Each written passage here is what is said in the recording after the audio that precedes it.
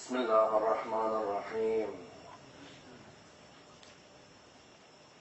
الحمد لله رب العالمين، والصلاة والسلام على سيدنا وعظيمنا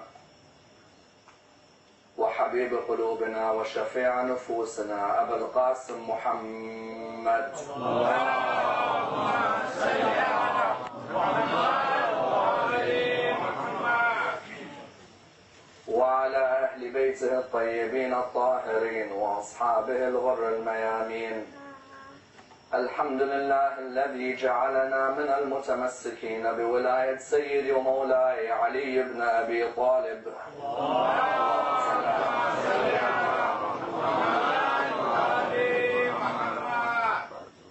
الحمد لله الذي هدانا لهذا وما كنا لنهتدي لولا أن هدانا الله. أما بعد، يقول الله في كتابه الكريم: بسم الله الرحمن الرحيم. يا نساء النبي لستن كأحد من النساء. The first of our salawat in honor of Rasulullah Muhammad sallallahu alayhi wa alihi wa sallam.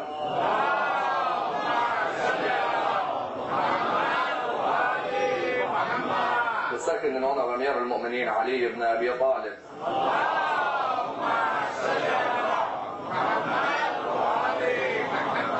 The third with your loudest voices in honor of Imam Sahib al-Asr wal-Zaman.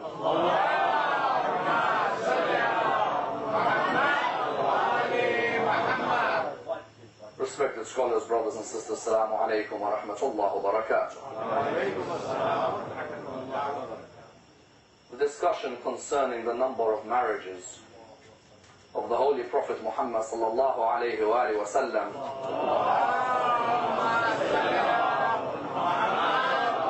is a fundamental discussion in Islamic thought, and a discussion which requires an in-depth examination, for it is a discussion which affects each and every one of our lives. A discussion from which many lessons may be learnt, and indeed many examples may be derived. And a discussion with a historical base and a contemporary significance. Contemporary in the idea that many people around the world today are constantly studying the biography of the Holy Prophet, seeking to understand each and every detail of his life, and also seeking to understand what exactly made this man such an influential person in the lives of over 1 million people. And indeed you find that until today there are many biographies which have been written either from Muslims or indeed from non-Muslims which have sought to examine the life of the Holy Prophet.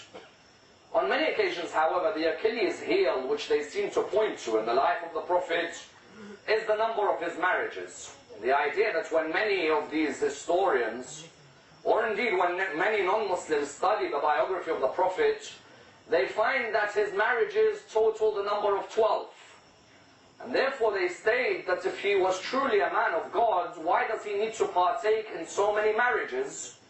As in, a man of God would not concentrate himself in a world of lust and desire. A man of God would only focus on serving the message of God and serving the message of humanity. And therefore you find that many have come forward and made this accusation that the Holy Prophet was not a man who looked for the hereafter, but was rather a man who was more concerned about his own desires than about the adornments of this world. And that's why there is a need for us to examine this area as to what was the philosophy behind the marriages of the Holy Prophet. As in, could he not have only married one lady and that would have been sufficient for him? Why was there a need for him to marry so many ladies in this period of his prophethood? Because if you were to come to a Muslim today and ask him, he would say to you, the Holy Prophet married Khadija bint Khuwaylid, and then he married Sauda, and then he married Zainab bint Khuzaymah, and then he married Zainab bint Jahash, and then he married Aisha bint Abu Bakr, then he married Hafsa, the daughter of Umar, then he married Juwayriyah, the daughter of Al-Harith, and he married Safiya, the daughter of Huway ibn al-Akhtab, and he married Salama, and he married at the same time Maria al-Qibtiyya, Mary the Coptic.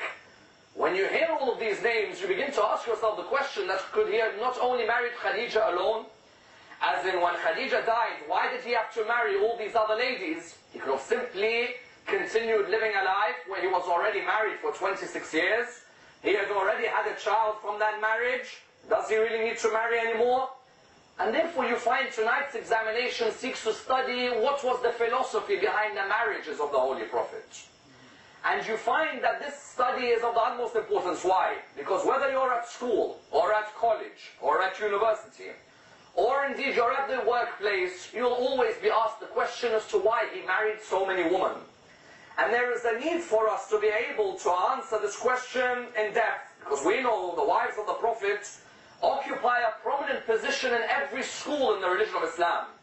The verse which I chose at the beginning, what does it state? Bismillah ar-Rahman ar-Rahim. Ya nisa an-Nabi, lastunna ka'ahadin min al-nisa. O wives of the Prophet, you are not like any other wives. Meaning that your position in this religion is a position which has to be honored. Likewise, in another verse in the Quran, in chapter 33, verse 6, النبي أولى بالمؤمنين من أنفسهم وأزواجه أمهاتهم.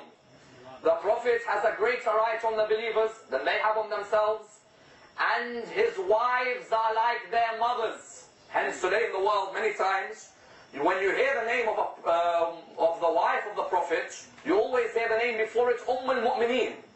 The reason you hear al-Mu'mineen is because you see the verse in the Quran, وَأَزْوَاجُهُ أُمَّهَاتُهُم. And his wives are like your mothers, in the idea that they could not get married to anyone after Rasulullah had died. They occupied that position of being like a mother. Therefore, what you find? You find the examination tonight takes a number of stages. Question number 1. Is a prophet who doesn't get married all his life greater than one who does? Question number 2. Were there prophets before our holy prophet who married many wives? If so, what was the reason? Question number 3. If in Islam we're allowed to marry only 4, how comes the Prophet married up to 12? Question number 4. What was the philosophy behind these marriages and how are they split into 3 areas? And question number 5. How important was Khadija to the Holy Prophet? And what would he describe her as in his life and her importance? Let's examine this and we will have dissected the topic in complete depth. The first question that is posed in this particular issue is a question which arises from many people within the Christian world. Many Christians come forward and say that Jesus was greater than Muhammad. You ask them why? They say because the Prophet Jesus was closer to God than Muhammad was. For what reason? They say Jesus never got married in his life and therefore dedicated his whole life to God. Whereas Muhammad, because he got married on so many occasions, was more concerned about his own desires than he was about God. This is arising in many debates. Until today you'll hear many Christians will put this forward and they'll state that look how much Jesus wanted to please God and not please his own desires. We reply on this first level by stating what? On the first level, the Prophet Jesus, how many years was he on this world? The Prophet Jesus, the poor man, was only in the world for 33 years. As in, had he lived till the age of 60 or till the age of 70 and he had not got married, then someone would have raised the question that you've lived until 60 and 70 but you haven't got married at all. The Prophet Jesus, alayhi salam, as we all know, lived until which age? Until the age of 33 he lived in this world. Then Allah subhanahu wa ta'ala, as per the verse of the Quran, says, I raised him towards the heavens until there would be a time when he would return. 33 years on the earth does not mean you've dedicated your life to God. It simply means that your circumstances up till the age of 33 would not allow you to get married. That's why we have a hadith from one of our imams which states, when he was asked why did Prophet Jesus not get married while he was in the world, he replied, because in those 33 years the amount of irresponsibility that came with his message to the children of Israel dictated that he could not balance between the message and his personal life. He had to make a decision. Either I completely dedicate towards the message or I dedicate to the personal life. In those first 33 years, the Prophet Isa alayhi salam did not get married. It does not mean he didn't want to get married. It simply meant that in that period, he couldn't get married because the message had to be fulfilled. And that's why you find that if somebody poses this argument on the Prophet Jesus issue, you can reply to the Christian by saying 2 arch-prophets mentioned within the Bible themselves both got married. Does that mean Jesus becomes much greater than them? Who are they? Prophet Ibrahim alayhi salam and Prophet Nuh. Abraham and Nuh are seen as the fathers of the prophets of God. If you were to look within the Bible, you'll find that Ibrahim got married. According to many narratives, Nabi Ibrahim was married 3 times. He was married to Sarah, and he was married to Hajar, and he was married to a lady by the name of Caesar. You find that Prophet Ibrahim, no Christian comes forward and says, Ibrahim did not dedicate his life to God. On the contrary, they say Abraham's sacrifice is a sacrifice that remains with mankind until today.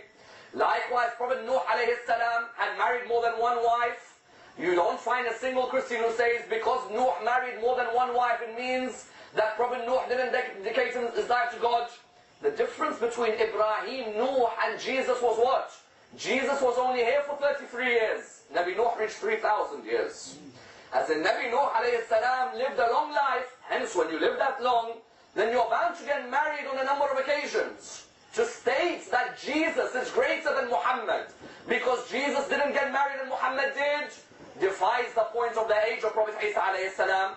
And this particular concept that you are more religious if you stay away from marriage is a concept which even affected the early Muslim community. How?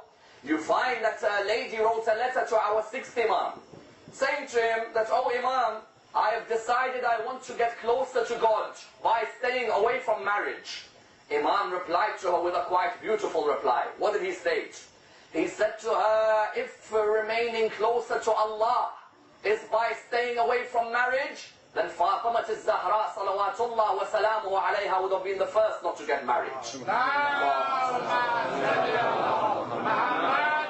Whereas Fatima al-Zahra herself got married, it's highlighted that Fatima al-Zahra was making the point that staying away from marriage doesn't mean you get closer to God. In the world today, unfortunately, in certain religions, a religious figure is someone who stays away from marriage. Whereas the religion of Islam said, no, the greatest personality is the one who can balance his marriage and balance his public life as well. And that's why on the second level, what do we ask? We ask, was the Holy Prophet the only man who married that many wives? Or were there prophets of God who had already married many wives before him? If you were to look historically, you'll find there were prophets of God before Rasulullah who married many wives, but no one said anything about them. Let me give you an example. How many times have you read the story of Prophet Yusuf alayhi salam? What made the meeting between Yusuf and his brother Binyamin so special at the end? What made it so special? As in, he's got other brothers who are alive, doesn't he? But why was that brother so special to him? Because they came from the same mother, isn't it? That meant that the other brothers were coming from different mothers, isn't that true? That means Prophet Yaqub alayhi salam could not only have been married to one woman. The fact that Binyamin was so close to Yusuf indicates that Binyamin and Yusuf were from the same mother. But the other brothers were from how many mothers? Another 3, which means what? Which means Prophet Yaqub alayhi salam in his life married 4 ladies. Who are they? He married a lady by the name of Palma, and a lady by the name of Rakael, and a lady by the name of Leah, and a lady by the name of Zelda. These were the 4 wives of Prophet Yaqub alayhi salam. Did you ever hear anyone say Prophet Yaqub is a man of lust? On the contrary, it was a norm in that society to marry more than one wife. Let me give you a second example. Prophet Musa alayhi salam. Prophet Musa is seen as a great prophet in virtually every religion in the world today in terms of the monotheistic religions. Prophet Musa alayhi salam married only one woman in his life? No. In the Quran we hear of one of his marriages. His marriage to whom? His marriage to Safura, the daughter of Prophet Shu'aib. But he was always also married to a lady by the name of Ghibshiyah, and a lady by the name of Bint Hubab, and a lady by the name of Bint Kani. Do you find anyone saying Prophet Musa was a man of lust, that he married 4 wives, and therefore didn't dedicate himself to God? On the contrary, everyone praises Prophet Musa as a man of dedication to God. If you were to go a step further, in the book of Kings within the Bible, go and read how many women Prophet Dawood alayhi salam was supposedly married to. In the Bible it's written down that Prophet Dawood married 700 women and had 300 concubines. How many? As in, only Allah knows how a human has energy to look after this many people in his life, but you find that 700 women and 300 concubines. That means Prophet Dawood alayhi salam, the king of the children of Israel. Isn't that how he's praised? Isn't he praised as the man of God on earth? If a man of God on earth has that 1,000 women within his household, how comes nobody says Dawood is a man of lust? As in, when somebody attacks our holy prophet, we say, okay, you attack our holy prophet on the basis of 12. Let's say our holy prophet on the basis of 12 is concluded as being a man of lust. You find Prophet Dawood, the Bible says 700 wives and 300 concubines. But if you go a step further, within Islamic narratives, you find in certain historical works, it says Prophet Dawood was married to 9 wives in his life. How many? 9. The question arises, when Prophet Dawood was married to 9 wives in his life, did he marry all of them out of lust? Or were there certain taboos in society which Prophet Dawood sought to address through the marriages? This is the vital line. Why? Because when you come to examining the Prophet's marriages, you'll find that the overarching conclusion on the marriages of the Holy Prophet was that he sought to address certain taboos in Arabian culture. What do I mean? There was an accusation from certain schools in Islam, and even in the Bible, that Prophet Dawood had this, he used to come to his windowsill for a period of worship. When he comes to his windowsill, when he looks from outside, from the window, every day he'd look from outside, there'd be a dove on this window, and he'd see outside what's happening. One day, there is a narration which states that when he was looking from the window, he saw the wife of his general undressing, coming out from the bath. So the narration states that when he saw her, he became infatuated by her. And he wanted to know, what's the best way I can marry her? What I'll do is I'll make sure her husband is sent to the battlefield, and he gets killed, and I'll marry her. The story's in the Bible. It's called Dawood's adultery. Would you believe this even came into our sources? That within our books, there are some who believed that Prophet Dawood actually did this. That he sent the husband of the lady to war, got him killed, and he married her. When it came to our 8th Imam, and he was asked the question, that is it true Dawood sent the husband of the lady to war, so that the husband is killed and Dawood could marry the wife? Imam al-Rada replied by saying, woe be unto you. How dare you accuse the Prophet of God of performing such an act? So they said to him, then why did Prophet Dawood alayhi salam marry that lady? He said the husband had died in war, and in those days it was a taboo to marry a widow. In those days, a lady who's a widow in society, it was seen as a taboo to marry her. People used to look down at her for some unknown reason. Her husband got killed. What's the lady done wrong? But in that society, when she became a widow, nobody would marry her. Prophet Dawood alayhi salam, therefore, what did he do? Prophet Dawood decided that I'm going to break this taboo. I'm going to marry her to show that a widow in our society should be treated with compassion, not with harshness. She shouldn't be looked down at society. What has she done wrong? Her husband may have died of an illness. Her husband may have died of an injury. She hasn't done anything wrong to deserve to be alone. It should be the responsibility of a man to look after this lady. Hence, what did we notice? We noticed that Prophet Dawood had a philosophy behind his marriage. From the outside, if you looked, you would not know. But when you go deeper, you'll find out. Exactly the same applies to our Holy Prophet. In which way? In the idea that when our Holy Prophet's marriages are examined, you find that there was a philosophy behind them which was to remove certain taboos within Arabian society. The question arises that the Prophet married this many wives. The Quran says you can only marry 4. So how comes the Prophet's allowed to marry that many? That's a very important question. Because until today, many people pose this question, that why is it that we are allowed to marry 4, but the Holy Prophet is allowed to marry 9 or more? There are a number of different opinions. The first opinion that came forward was that it was a special prerogative given to Rasulullah and Rasulullah alone. That Rasulullah, as the messenger of God, because of his role as a social reformer, he was given this special prerogative. that Allah subhanahu wa ta'ala knew that He was building a new religion in a new society which required reform. Therefore, certain political and legal and social taboos could only be changed if He first acted them and then everybody followed. That's one opinion. A second opinion which is given, which is a weaker opinion, but you will still find it in the sources, states, when the verse came down to the Prophet saying, nobody is allowed to do what? The verse came down and said, nobody is allowed to marry your wives after you've married them. Then the verse came down after it saying, if you are married to many wives, you can only now have 4.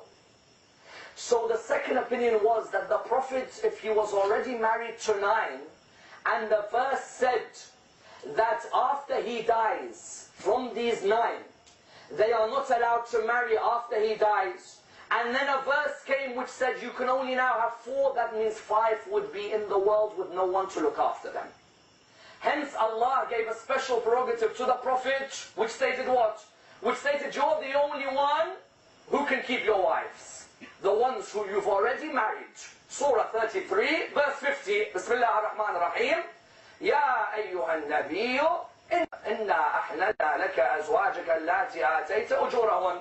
O Prophet of God, we have made lawful for you those wives who you've already given their dowries. Hence, when you look at this, the question arises, which of the two opinions is normally taken? The first one. What's the first one stating? The first one states that the Prophet, as a special prerogative, was allowed to continue with his wives, to marry that many, in order to remove legal taboos, political taboos, and social taboos which may have existed. Let's look at these marriages and divide them into these 3. The first type of marriage which the Prophet married in order to remove a particular legal taboo and introduce a law was his marriage to Zaynab bin Jahash. What happened there? You see, this marriage was because of a legal reason.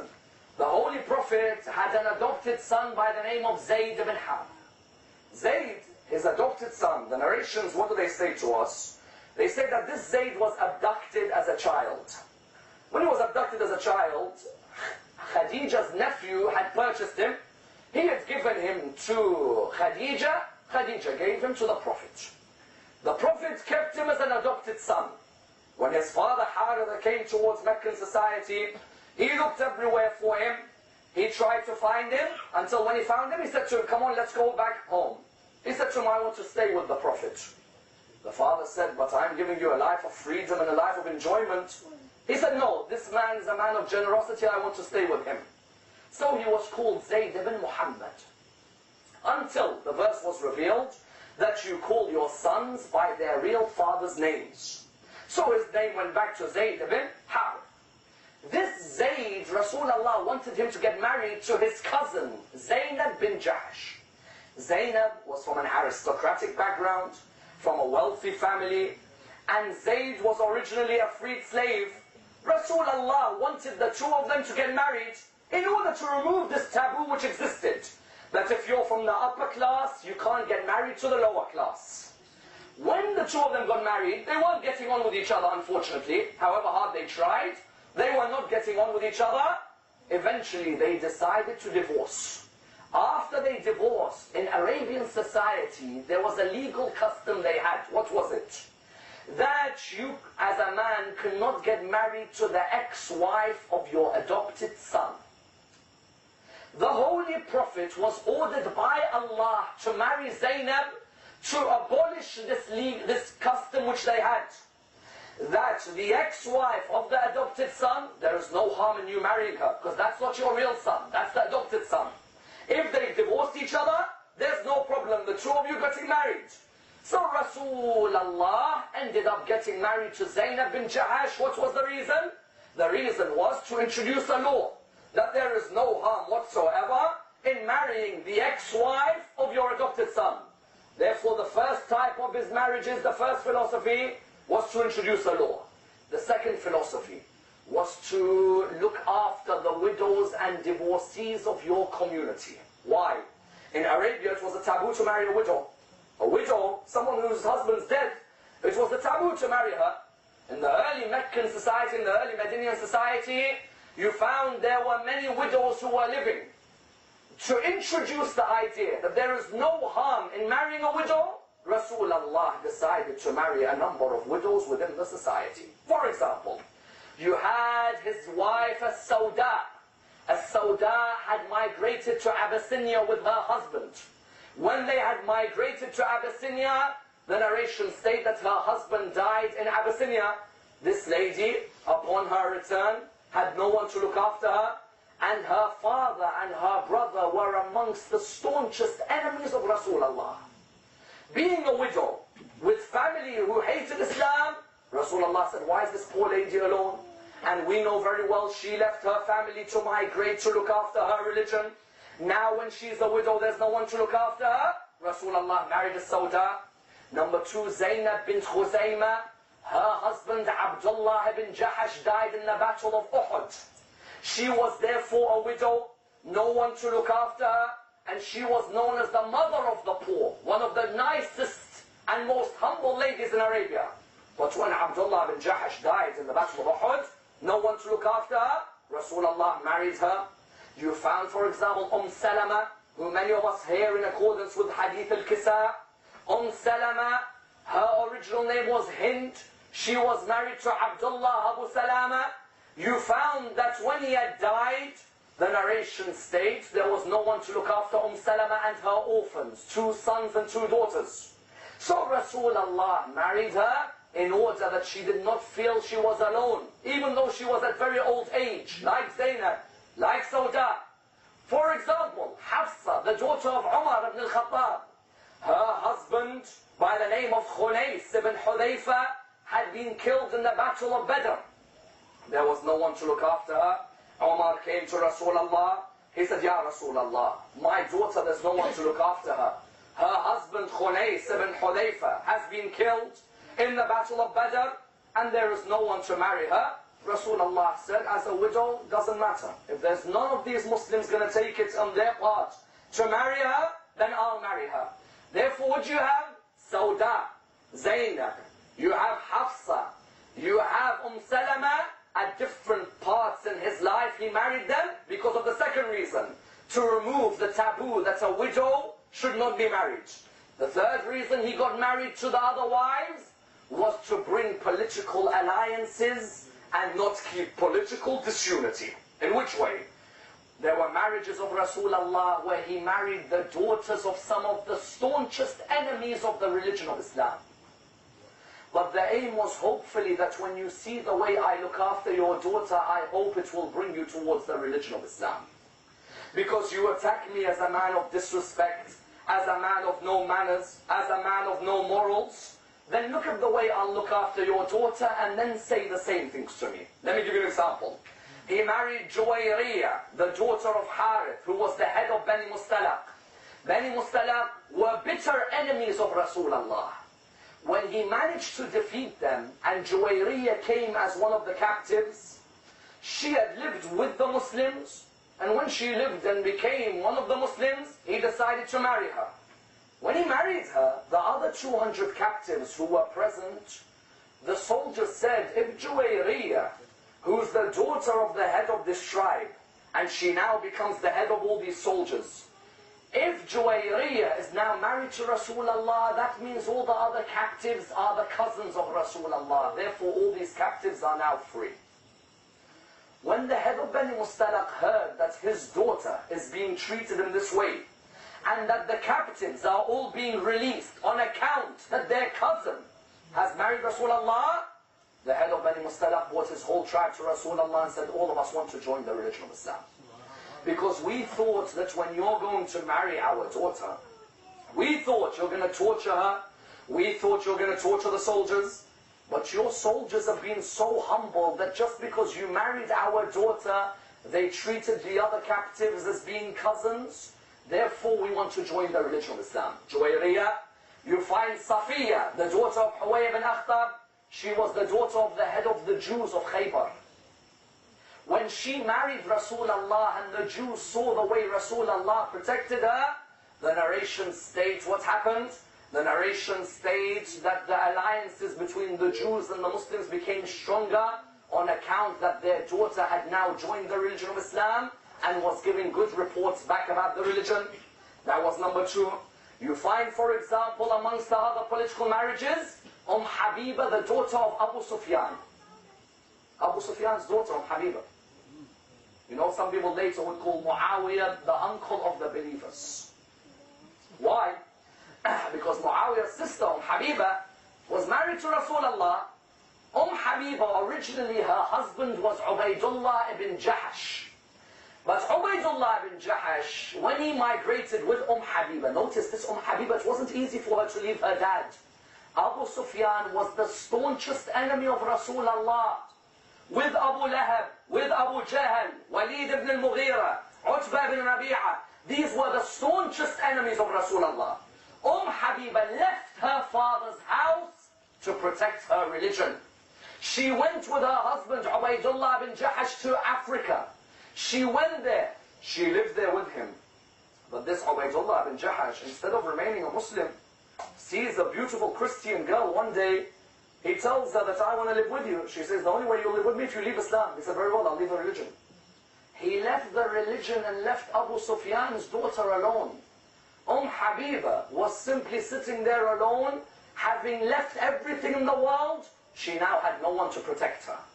Rasulullah knew very well that although he was away from her, she's in Africa, he's away, he knew that if this news reaches Abu Sufyan, that a Muslim had married his daughter, and that he had left Islam for Christianity, and left the daughter alone, this would enrage Abu Sufyan even further, wouldn't it?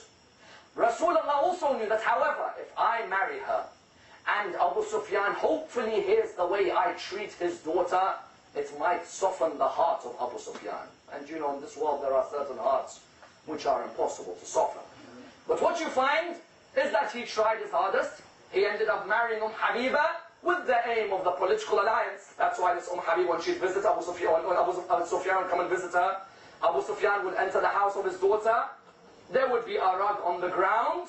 Abu Sufyan would come and sit, she'd remove the rug. And she'd put another one there. He says to her, what is it?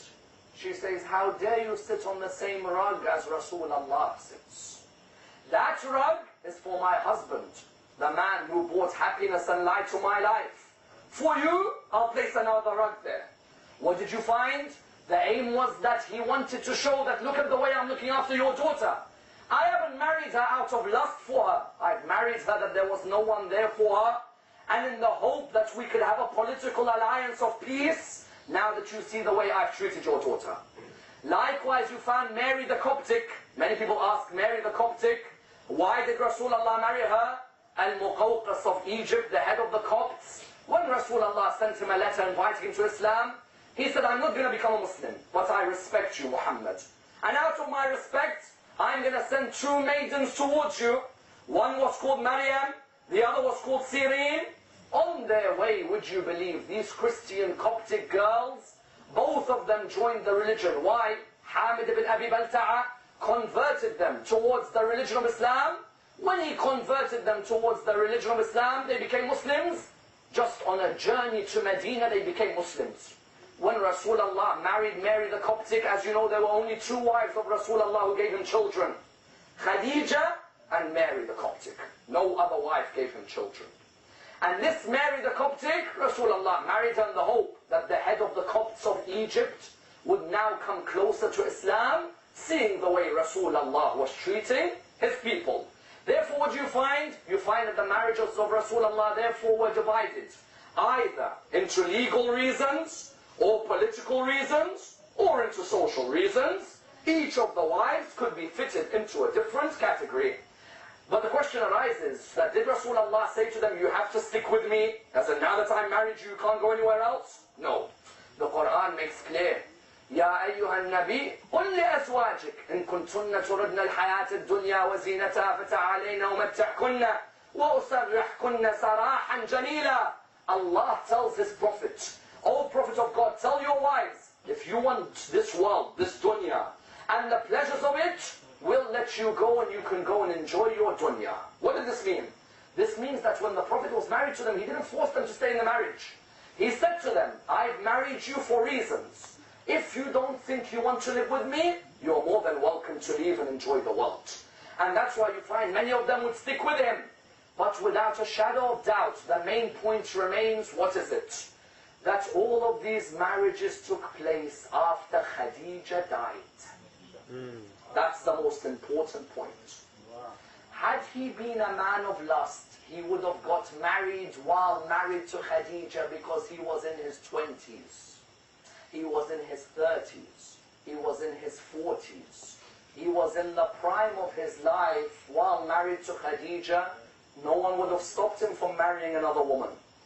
A man of lust from the age of 25 to 51 doesn't stay with one woman. In those years, he could have easily married other women. But he said, no one was to me like Khadija. No one was to me like Khadija.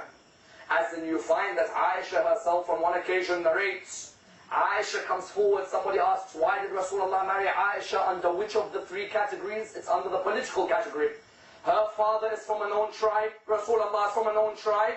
You hopefully try and bring the tribes together in order that they come towards the religion of Islam. Aisha herself would get frustrated. Why is it that after Khadija is dead, he always brings back Khadija's memory? On one occasion she says to him, he replies very clearly. She says to him, why do you always bring up the name of that lady with the inflamed gums? The idea is that somebody who's old, toothless, looks ragged now, whereas look at me, I'm young and I'm in front of you, I'm in my teens sitting there. He said to her, and he made it clear what made Khadija so special. He said that she believed in me at a time when nobody else trusted me. Point number one. Why? Because this Khadija herself, she came from a prominent family. Her father, Khuwaylid, was the custodian of the Kaaba. Her brother, Usayd, was the man who began the League of Covenant known as Hilf al-Fudul. She herself looked after her father, Khuwaylid, and her mother, Fatima's empire. And she trusted Rasulullah, like he said, when nobody else did. When? She had a person who headed her caravans by the name of Maysara. She said to him, Maysara, look for me for a person who will look after my caravans, who will bring commission into my business, who will bring many customers. He went around and he told her, there is a young man by the name of Muhammad. They state that this young man can look after your caravan. She said, very well. Send him towards the expedition, towards Syria. Send him, I want to see if he can bring us back the best of business. If he does, double his commission. Maysara narrates that when we came back from Syria, I came to Khadija. She said to me, what type of man is Muhammad? He said, I have never seen a man like Muhammad. She said to him, how? He said, not only does this man sell the sales like nobody else can sell, but whenever he finishes a sale, he goes to meditate alone with nobody near him.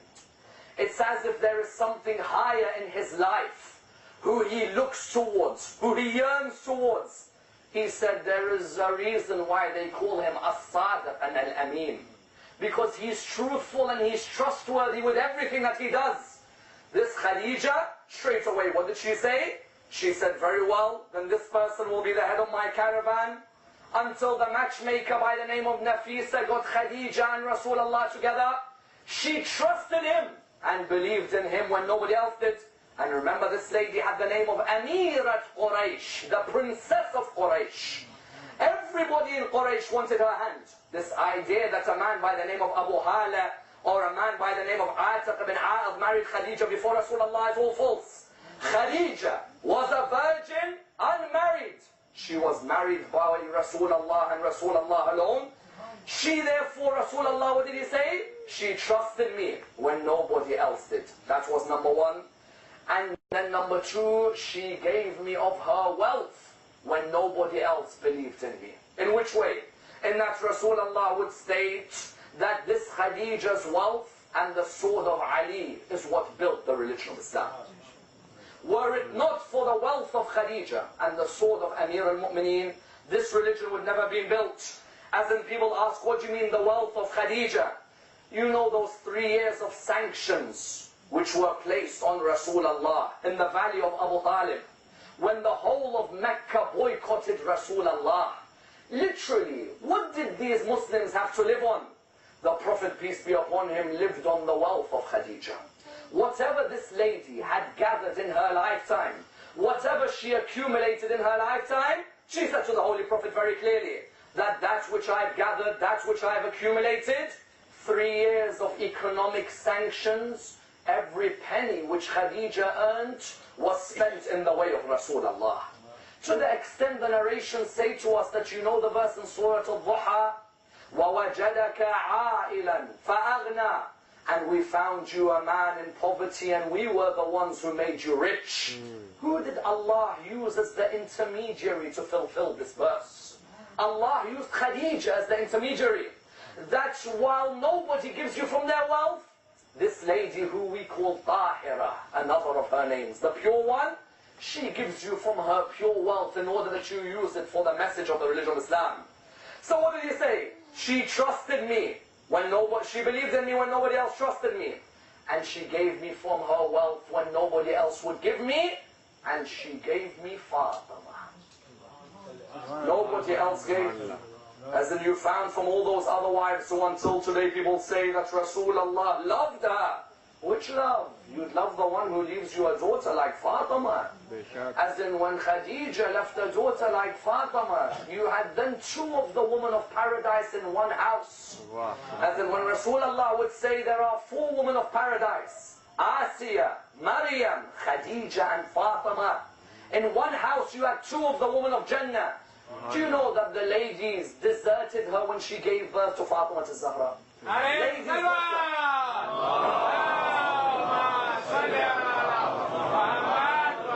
Second salawat.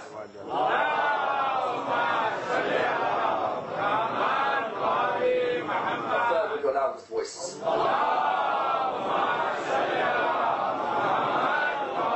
Ladies would desert her when she gave birth to this daughter. But you found that a reflection of her walking on the earth was Fatima. To the extent that when the Prophet would look at Fatima, he'd always remember Khadija alayhi salam. It was therefore of no surprise that Rasulullah would say Fatima is the mother of her father. He felt that she was leaving a legacy which Khadija had left behind. And that's why Asma bint Umays herself narrates that when Rasulullah, when I saw him coming, when I saw Khadija in her final moments, I came towards Khadija and I said to her that I can see you crying, but heaven awaits you. For you are one of the women of heaven. Why is it that you cry? She said, I don't cry because of having to leave this world. Rather, I cry for my daughter Fatima. Because every daughter, when she gets married, she'd want her mother to be alongside her. I ask every sister who's watching this or who's listening to this, wasn't it an honor when you got married that you had your mother next to you? Wasn't there that person who you could cry on her shoulder as well as smile? Wasn't there that person who you could discuss every step of your marriage with? Yet you found that Khadija knew there'd be a day Fatima al-Zahra would get married without her mother being near her. And that brought tears to Khadija. But nobody cried as much for Khadija like Rasulullah cried for Khadija. Why? Because when he saw Khadija give all her wealth away to the religion of Islam, when he came to bury Khadija, he found that he didn't have the wealth to give her a kafan long enough to cover her body. Because every human being, when they die, they deserve a kafan to cover their body. It is sad to hear of a human being left on a ground with no kafan to cover their body. There is nothing as painful as hearing a human being who is left on the heat of a ground without anything to cover his or her body. It's as if when Khadija was about to die without a kafan covering her body, it's as if Ahl al-Bayt were getting used to the fact that they may one day have a member in their family who dies without a kafan to cover his body. And that's why the narrations say to us that when Khadija died, Rasulullah came with the kafan. As he was placing the kafan on the body, the narration states that when he placed the kafan on the body, the kafan wasn't long enough to cover the whole of her body. He tried to place it from different angles, but it wasn't long enough. The narration states that he looked up towards the heavens. When he looked up towards the heavens, he looked up and he said, Ya Allah, this is Khadija, who gave all her wealth towards the religion. But here I am, your prophet, and I do not even have a kafan long enough to cover her body. At that moment, Jibreel came towards Rasulullah. When he came towards Rasulullah, he came with 5 kafans to Rasulullah. When Rasulullah looked at these 5 kafans, he said to him, Ya Jibreel, tell me who the first kafan is for. Jibreel replied, Ya Rasulullah, the first kafan is for Khadija in order that you are able to cover her body. He said to him, Ya Jibreel, tell me who the second kafan is for. He said to him, Ya Rasulullah, the second kafan is for you, in order that when you die, there is a kafan to cover your body. He said to him, Ya Jibreel, tell me who the third kafan is for. He said to him, Ya Rasulullah, the third kafan is for your daughter Fatima al-Zahra, in order that when she dies, there is a kafan to cover her body. He said to him, Jibreel, tell me who the fourth kafan is for. He said to him, Ya Rasulullah, the fourth kafan is for Ali ibn Abi Talib, in order that when he dies, there is a kafan to cover his body. He said to him, Jibreel, tell me who the fifth kafan is for. He said to him, Ya Rasulullah, the fifth kafan is for your grandson Hassan, in order that when he dies, there is a kafan to cover his body. He looked towards him and he said, Jibreel, tell me where is the kafan for Abu Abdullah? Jibreel, tell me where is the kafan to cover the body of Imam al-Hussein? He said to him, Ya Rasulullah, Abu Abdullah will die without a kafan to cover his body. He said to him, why? He said, because the horses of Bani Umayyah will trample on the body of Abu Abdullah, turning his body one way and the other. Inna lillahi wa inna ilayhi raji'un.